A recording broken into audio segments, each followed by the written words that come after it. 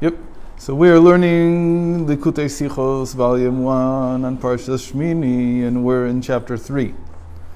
So what did we say so far? We said, we'll put a little bit better in context, because in the Yiddish and in the Volume 2, there's a Sichot that starts out very similar. And the language there is a little bit more meduyok, it's a little bit more exact.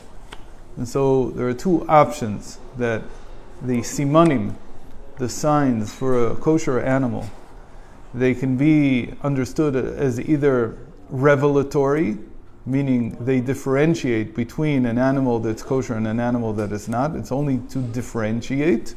Or they could be sibot. Here he calls it gormim, but the real word is sibot.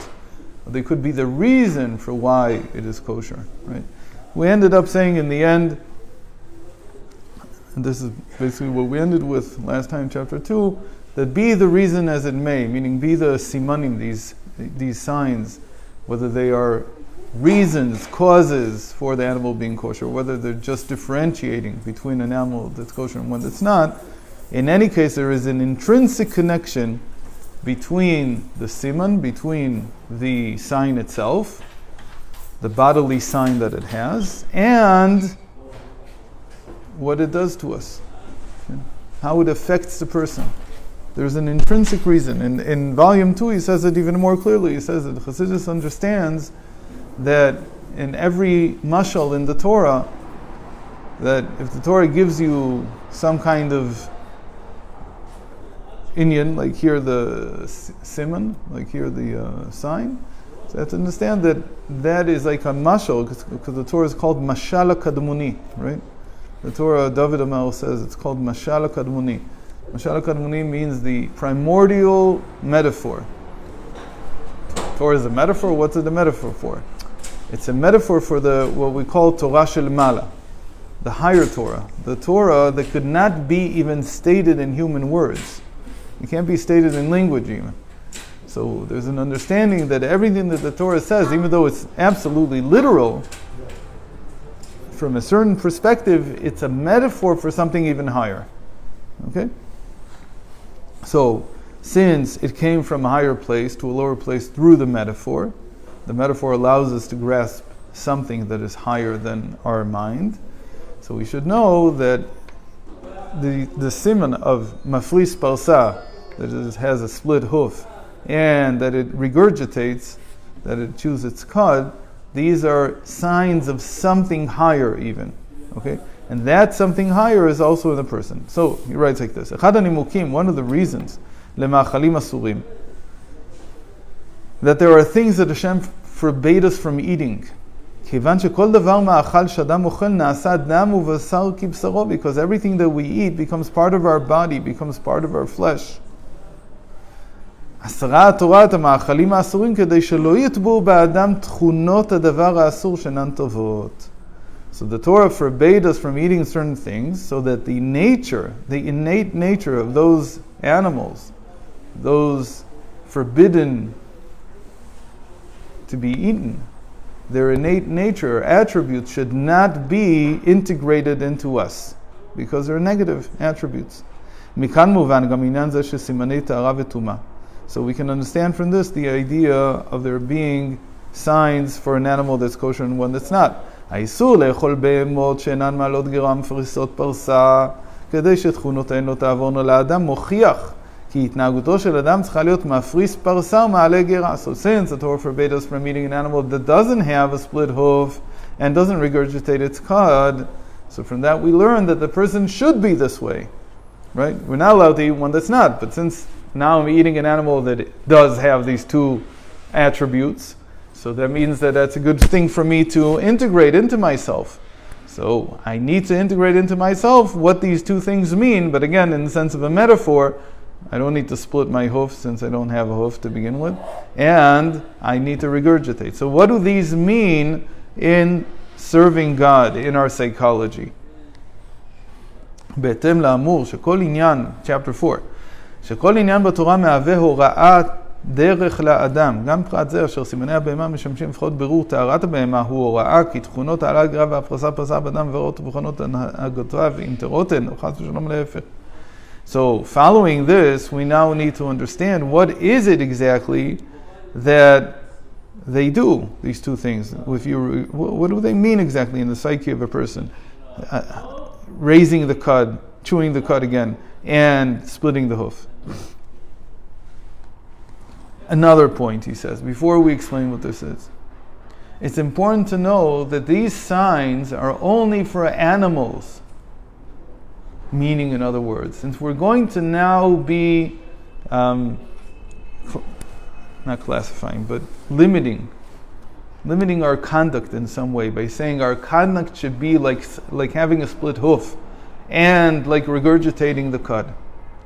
It's important to know that these are signs only for the animals, for livestock. They're not a sign for what? They're not a sign for conduct that is connected to the divine soul, only to the animal soul. Okay? They only apply to an animal, a domesticated animal. אף באדם, so in man, בקשר לבהמה שבליבו של האדם ונפש הבהמית, ההבחנה בברור אינם בקשר לענייני הנפש האלוקי, תורה ומצוותיה. אם הם כליל לשמה או הם משום נגיעה עצמית. So when it comes to our divine service, we don't ask this question. Is it in the form that we split the hoof? Is it in the form that we regurgitated the cud? In other words, we're going to be learning now. We're learning now. One might say, I have a negiyah. He calls it negiyah tzmit. I have a bias. I have an interest in what I'm doing. What's my interest? I want to find favor in your eyes. Whatever it is. So he says that you don't need to worry about. It's not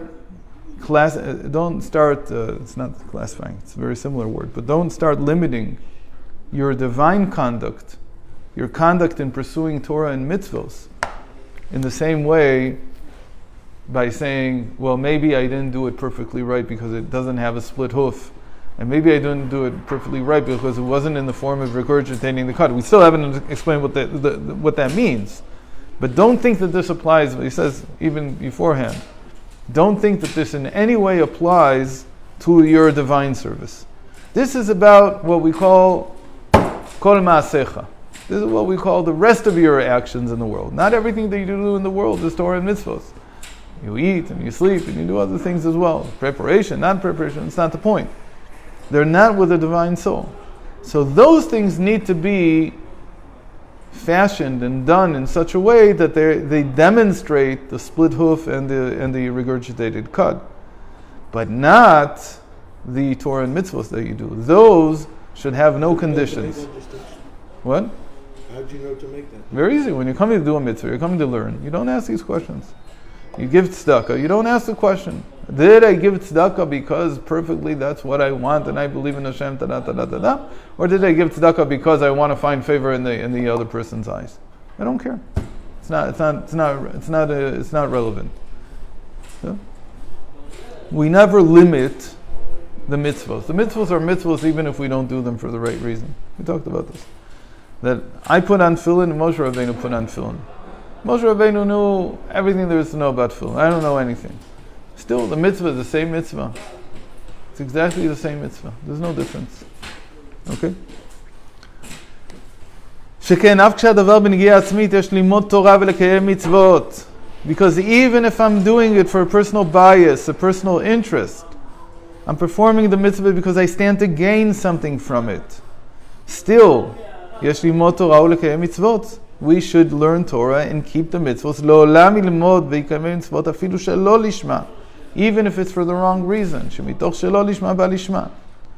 ההבחנה היא רק בקשר לעניינים הגשמיים הקשורים בנפש הבהמית עם תורה בהמה עם לאו. The only question is, are we performing the regular actions of life that have to do with the physical needs of life?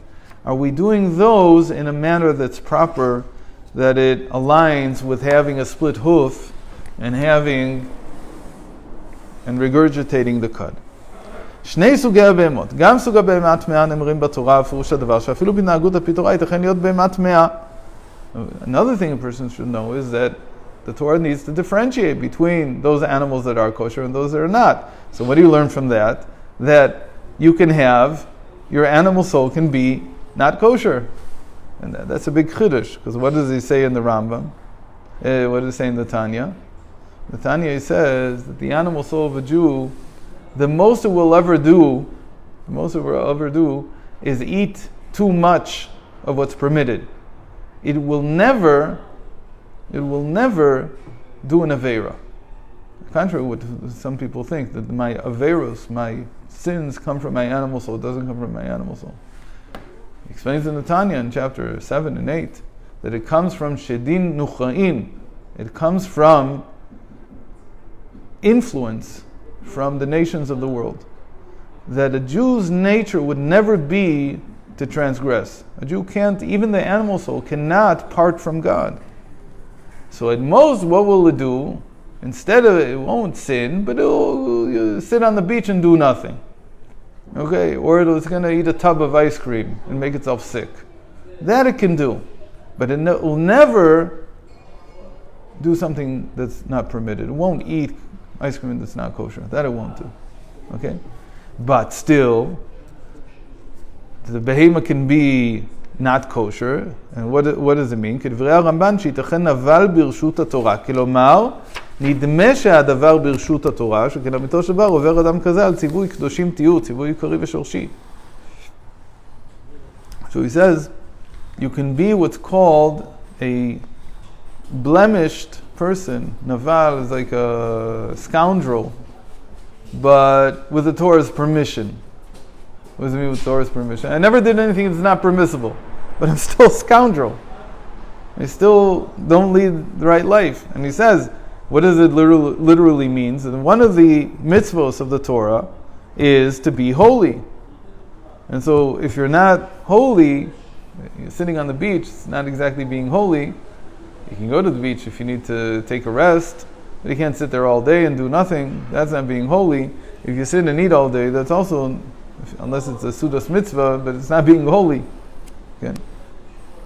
So, we have to make the behemoth, we have to make our animal soul holy. We have to make it kosher. And kosher here means, again, we said, it has two simanim, mafreset parsa ma'alat gira. So it has a split hoof and it chews its gut. So what do these mean? באופן כללי, chapter 5, קיים גם בבהמה הבדל יסודי בין הראש לבין הרגל. So to understand this, we first have to understand the hoof is on the foot. Okay. There's a difference between the head and the foot, right? כפי שמובן גם מהלכות טרפות. Even if you learn the laws of treifa, you'd see that almost anything that happens in the head makes the animal unkosher. Because it's a treifa, it becomes something that won't live. But anything that happens in the foot is not necessarily something that the animal will die from in the next 12 months. So therefore it's not a treifa. So the head is more susceptible to injury than the foot.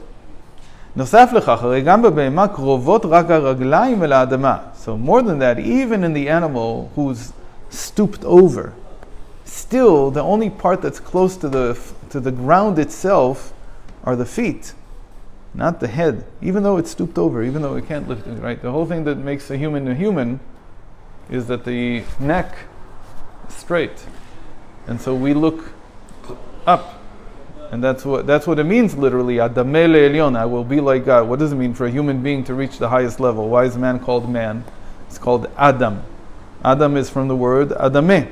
I will be like, what will I be like? So where is man looking? If he's like an animal, he looks down. And he says, I want to be like the ground. I want to be like the animals. And if he looks up into the heavens and he says, I want to be like Hashem. Meaning, it's true that Feuerbach thought he had discovered America. A guy called Ludwig Feuerbach. He wrote a big critique of Christianity in the late 19th century. And he thought he had discovered something tremendous. What was his discovery? That most people, the way they picture God is basically how they picture their ideal self. And that's as far as they can go. We're not against that. You should at least be able to picture God that much. And you should go beyond that. You shouldn't stay there. Like the Baal Shem Tov says, you have to have some grasp of it. Once you have some grasp of it, that Hashem, to be like Hashem means to reach my highest ideal, my highest possible self. Okay, but Hashem is still much more than that. Don't get stuck there. But at least have that. At least have that picture. Okay. So Adamel Elyon, that's why man is called man, because he's able to mimic. He's a copycat. What does he want to copy? He wants to copy Hashem, his image of what Hashem is. So, in the animal, even though it's stooped over, the head is not near the ground, only the feet are. ומשמעות הדבר, כי הכוחות הנעלים, אף של הנפש הבהמית, אינם צריכים להיות שקועים בגשמיות בעניינים ארציים, כי אם אך ורק כוחות המעשה במידה הכרחית בלבד. So we saw this a few weeks ago. What does this mean to have your feet on the ground and not your head? That only your feet, right? Only your hands, only your active forces, your active faculties, they should be engaged with the physical world. But your intellect, your thought, your higher faculties, they should be engaged in godliness. What's wrong with them being involved in the physical world? To correct It's a waste of time. No, that's something else. That's active forces. The Rebbe is all for bettering the physical world, but that's an active faculty. Don't waste your time philosophizing about the physical world if it's not practical. Right? The Rebbe is always, so what's the v'chein? What comes out of this? That's why he went to study engineering and not mathematics, even though he was a great mathematician. Because he said in the end, if you can't use it to better the human condition, what's the point? Just to philosophize, just to think. Just to philosophize, just to think, that's in Torah. There it's something else. There, that's divine wisdom. That's something else entirely. But of all the occupations that a person should choose, he should always choose something that allows him to better the human condition. But you shouldn't philosophize about it.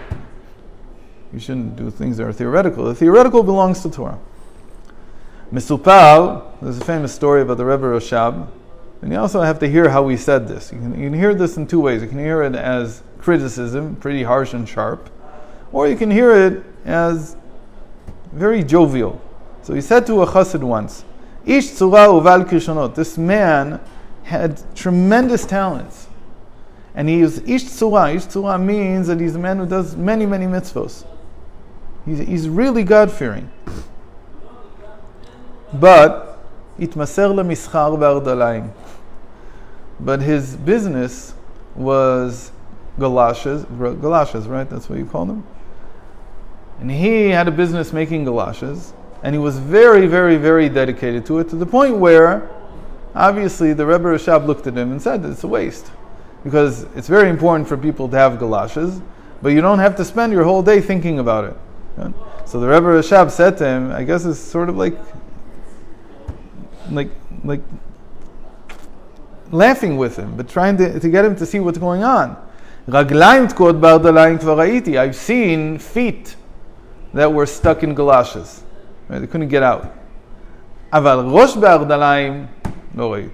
I've never seen a head that was stuck inside of galoshes and couldn't get out.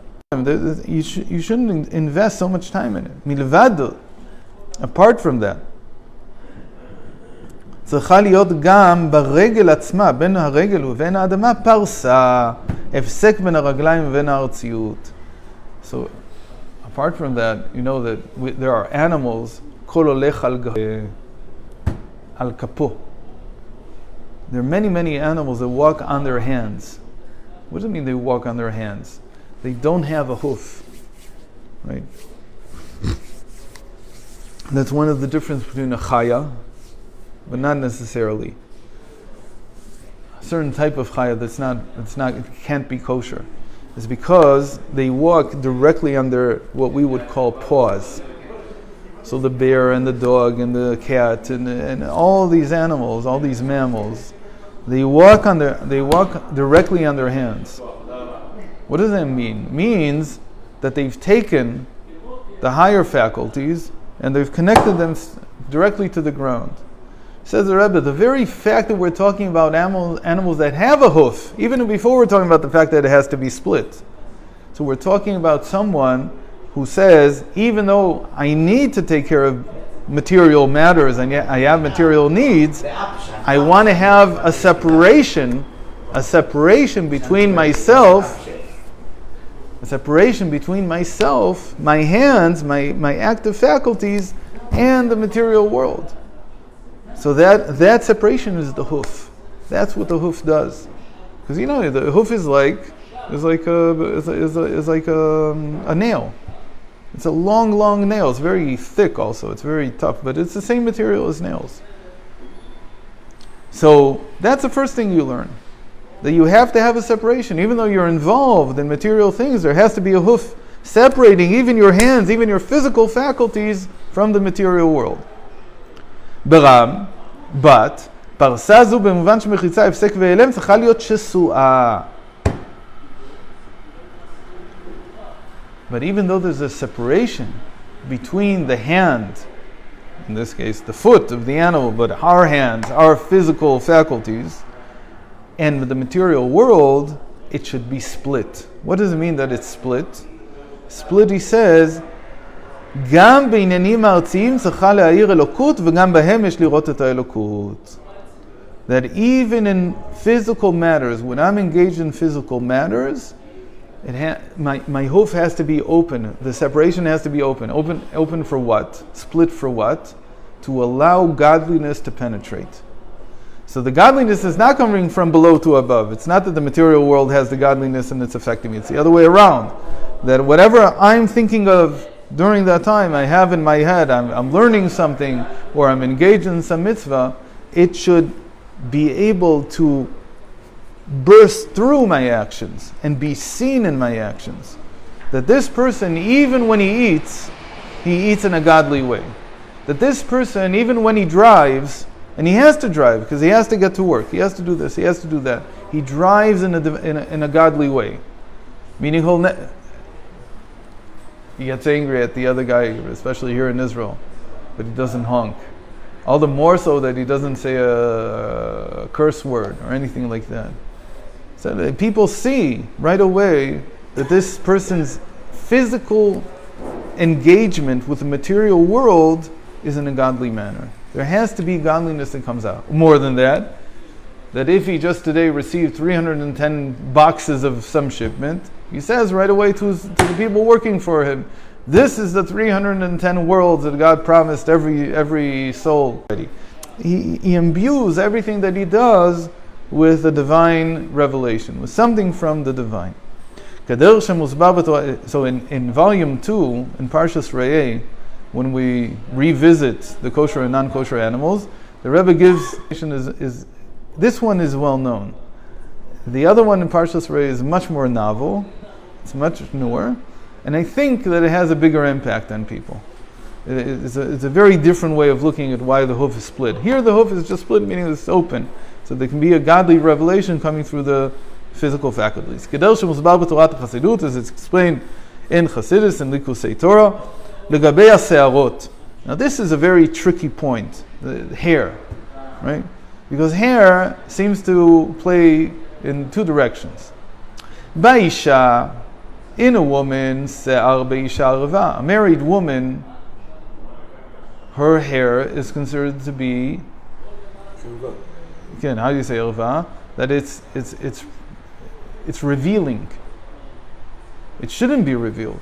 She should at least tie it up, right? That's the minimum. But really, she needs to cover it. Why? Because in this case, hair is revealing something. There's an even more stringent application of this principle by hair, that the Levites, before they could become Levites, before they could enter service, they had to remove all the hair on their body, everything, including their eyebrows, including their beard, their mustache, obviously from their head, and even their genitals, the genital hair. Had to remove everything.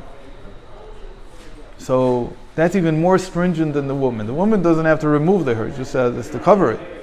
But what's the idea? That it's too revealing. What it's exactly revealing by the Levim, we'll see in a second. ואילו בנזיר נאמר, גדל פרא שיער ראשו, או גידל פרא שיער ראשו. By the Nazirite, the ascetic, who decides that he wants to take on more chumrah, more prohibitions than what the Torah prohibited. So he's not going to touch wine, right? And he's not.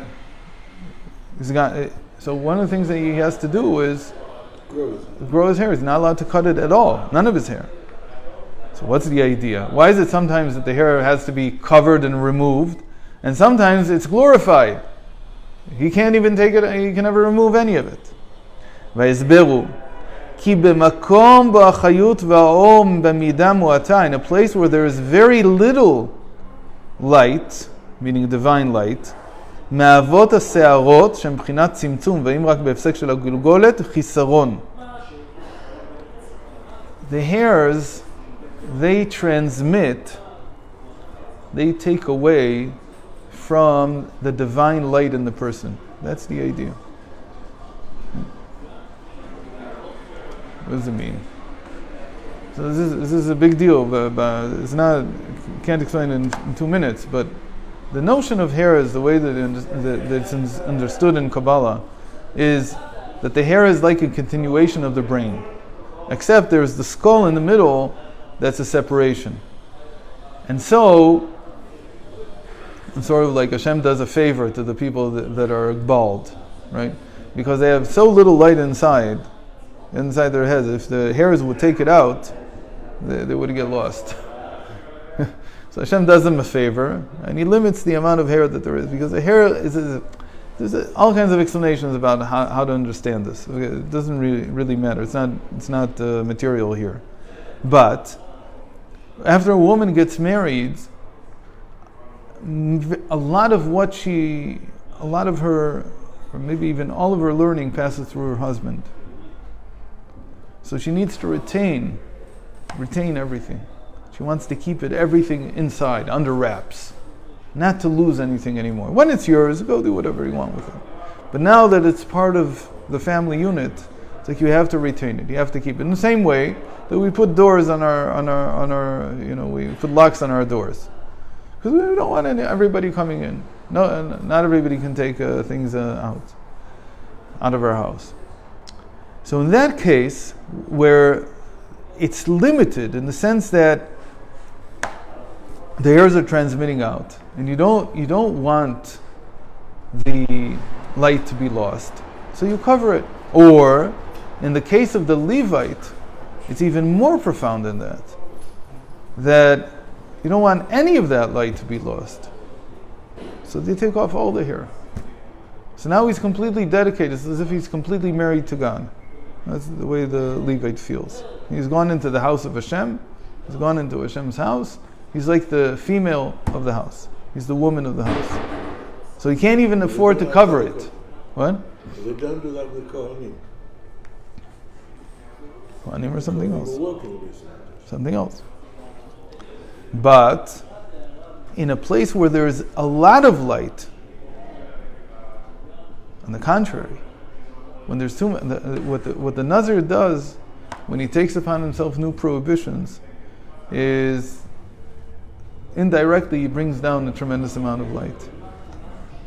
And so he is able to shine that out. That's what his hair does. לפיכך בנזיר קדוש יהיה גדל פרס שערו. That is,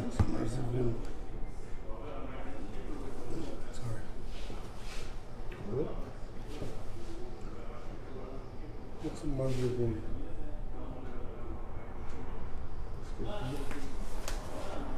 Marzivim? What does that mean? Marzivim is gutters. Gutters? Oh, sorry.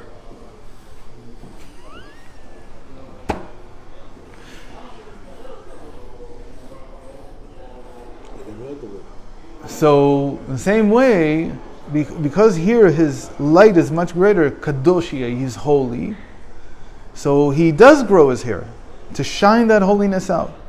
The same way it has to be revealed here, in the same way that the hair is revealed. It's like the nails. The nails and the hair are the same thing. So, when you open it, when you split the hoof, what you're doing is you're letting the revelation of the light come out. So So that's the idea behind the split hoof. Ka'amur b'Tanya, as it says in the Tanya, shegam binyanei eretz lo yipardu me'echad ha'emet. It says the Tanya in chapter 9 of the epistles, that even in material things, a person should never separate himself from the one of truth. What's the one of truth? That's God. HaKadosh Baruch Hu. לפיכך צריך להיות הסדק שלם לכל עומק הפרסה שהגיע גם למטה. And therefore the split hoof, it's not enough that it's split on the bottom. It has to be split through and through. מעבר אל עבר it's called. Or somewhere else he writes מלמעלה למטה, but the lashon in halacha is מעבר לעבר. It has to be split all the way up. Why? Because it has to shine all the light down. It's the same thing as the Nazarite showing all his hair. The hair and the nails in the animal, it's the nails, they have the same purpose. What's the difference? He doesn't say here, but the difference is very simple. The hair is shining out the light of the mind, and the nails or the hoof, they're shining out the light of the active faculties, of the faculties of action. Meaning, say it another way, that the nails shine out the heart, the hair shines out the mind, and the nails, they bring out the heart. And that's exactly what we talk about when we say about a nefesh behemis. The nefesh behemis, the animal soul, is our feelings. So what is he saying? He's saying, even though you shouldn't be engaged with your mind in physical matters, your mind should be left for Torah. But what you do, you should do with passion. What kind of passion? Divine passion. Not with passion for the material thing, but with the divine passion. In the same way that Hashem loves His world, you should also love the world. So when you come and you eat, you can't say about food, it's disgusting. Even if it is, doesn't matter. Hashem loves it. You can't say about another person. You can never say about emotions, about anything. You can't say that it's something negative. You have to show the passion that Hashem has. The feelings have to be there. Like I said, in volume 2, he gives a different explanation based on the same idea, that the hoof is an extension of the heart. But here we're not going to reveal it. We're going to have to wait until Parshas Re'eh to see that, Bezrat Hashem. רק אז נעשית הבהמה טהורה. It's only then, when the divine light it shines through the split hoof, the animal now kosher. כלומר, הבהמה הגשמית ההכרחית לגוף, הגשמיות ההכרחית לגוף היא בהמה טהורה. So then the material objects that I need and I engage in my life, all the physical needs that I have, they become kosher. כפי שכתוב בקהילת יעקב למחבר ספר מלוא הרועים, right? There's two קהילות. The one who, Reb Chaim, passed away yesterday, his father was the Kehilot Yaakov, the horn stipler. But there's an ancient Kehilat Yaakov. It's the same person who wrote the Melo HaRoim, 18th century, in Europe. And he wrote a very important work on the Gemara, that he brings all the citations, all the parallel citations from the Medrash and the Zohar and from everywhere else to things in the Talmud. It's a very important work, and he has a lot of other citations. It's like a person who was just bucky, tremendously well versed in all of Torah literature. So he wrote a book called Melo HaRoim. Ki be'ema Rashei HaTevot, he writes like this, that Rashei HaTevot, the acronym of Be'ema, I haven't heard this before, Basar HaYored Min HaShamayim, meat that descends from heaven. That's how you need to see it. U'movan she'hi te'ora ki en davar tameh yored min shamayim. It must be kosher. It has to be made kosher, because it can't be that something treif, something not kosher, would come down from heaven. So you have to make it into something kosher. So we'll continue tomorrow, Bezrat Hashem. If you noticed, they left out chapter 6. Okay? It's not missing. They just didn't mark it. I didn't get a chance to see where it is. Okay. We'll continue tomorrow.